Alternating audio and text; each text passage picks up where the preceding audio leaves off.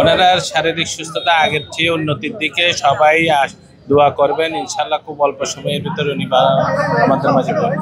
কারণ বাংলাদেশের উনি হলেন একমাত্র অভিভাবক। এখন এই মুহূর্তে রাজনৈতিক ঐক্যের জন্য ওনার খুবই প্রয়োজন।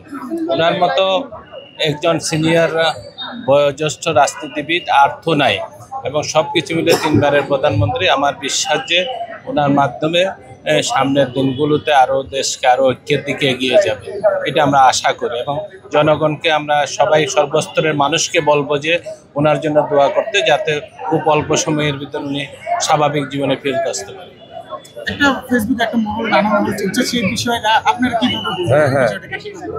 মানুষ যেসবগুলো বলছে সেইগুলো আপনি বিশ্বাস করার দরকার নেই, কারণ আমরা তো বাস্তবিক এখন দেখে আসছি। আমার বিশ্বাস যে উনি খুব অল্প সময়ের ভিতরে আমাদের মাঝে ফেরত আসবেন। দোয়া করবেন সবাই।